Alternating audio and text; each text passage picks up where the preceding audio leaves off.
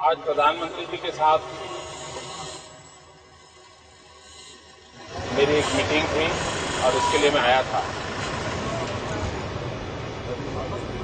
और मैंने ये भी कहा था कि अगर सिक्योरिटी एडवाइजर भी रहे तो अच्छा होगा।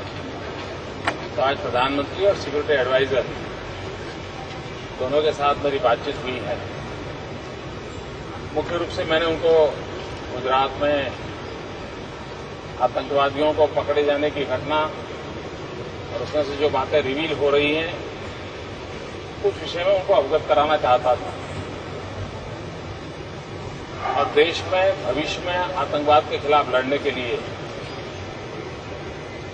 सेंटर और स्टेट के बीच में किस प्रकार से कोऑर्डिनेशन हो, स्टेट और स्टेट के बीच में किस तरह से कोऑर्डिनेशन हो। और ये नजर आ रहा है कि जहां पर इकोनॉमिकल एक्टिविटी ज्यादा है ऐसे राज्यों को आतंकवादी टारगेट बना रहे हैं।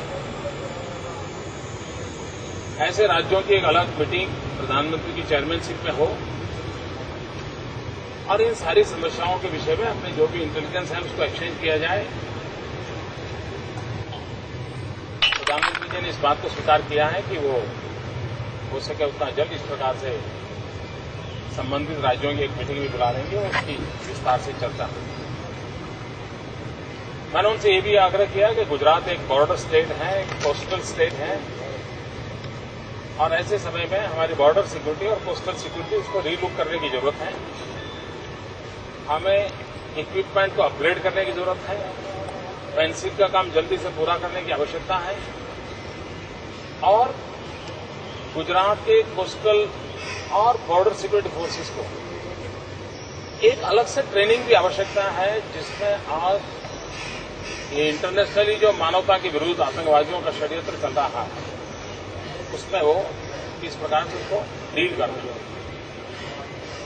उनको भी लगता है कि साधनों को मॉडर्नाइज करने की आवश्यकता है और मैं मानता हूं शायद उस दिशा में भी कुछ आगे करेंगे। तीसरी बात है, गुजरात स्पष्ट मानता है और देश को भी लगता है कि आतंकवाद के खिलाफ लड़ाई लड़ने के लिए गुजरात की पुलिस ने तो एक बहुत बड़ा अचीवमेंट किया है। एक बहुत बड़े नेटवर्क को हमने उजागर किया और पहली बार ऐसा हुआ है कि मास्टरमाइंड पकड़े गए। लेकिन अब पॉलिटिकल विल की आवश्यकता है जिसमें हम कानूनी व्यवस्था के माध्यम से पुलिस को ताकतवर बनाएं और कानूनी व्यवस्था के माध्यम से पुलिस को ताकतवर बनाना है तो उसको कानूनी लीगल लड़ाई लड़ने के लिए भी साधन चाहिए। गुजरात की विधानसभा ने 2 बार ऑर्गेनाइज्ड क्राइम के खिलाफ कानून पारित किया हुआ है। वो भारत सरकार की मंजूरी के लिए 4 साल से पड़ा हुआ है। मैंने आज प्रधानमंत्री जो फिर से आग्रह किया है कि ये कानून गुजरात की असेंबली ने 2 बार पारित किया है, इसको तुरंत मंजूर किया जाए। और ये भी आवश्यक है समझना कि एक कानून महाराष्ट्र में है। अगर महाराष्ट्र में बम ब्लास्ट होता है तो उस कानून से काम हो सकता है, लेकिन महाराष्ट्र से 50 किलोमीटर दूरी पर अगर गुजरात में वैसी घटना घटती है तो मेरे पास कानून नहीं है। तो ऐसा तो देश नहीं हो सकता है कि महाराष्ट्र के पास एक कानून हो और गुजरात के पास न हो। और महाराष्ट्र और गुजरात का कानून फुल स्टॉप कॉमा सहित सेम है, कोई फर्क नहीं है, तो उसको रोकने का कोई कारण नहीं है। तो ये बात मैंने उनको समझाई है। और तीसरी बात मुझे कहनी है कि देश के कुछ वोट बैंक भूखे हुए जो राजनेता बयानबाजी करते रहते हैं, जिनके दिमाग में वोट बैंक भरी पड़ी रहती है, वो ये कहते हैं कि भाई कोटा का कानून होते हुए भी आतंकवादी घटनाएं घटती हैं। तो उनको सीधा सवाल पूछना चाहता हूं कि 302 की धारा होने के बावजूद भी मर्डर होते हैं कि नहीं होते? क्या इसलिए आप 302 की धारा निकाल दोगे क्या? ऐसा तो होता नहीं कभी।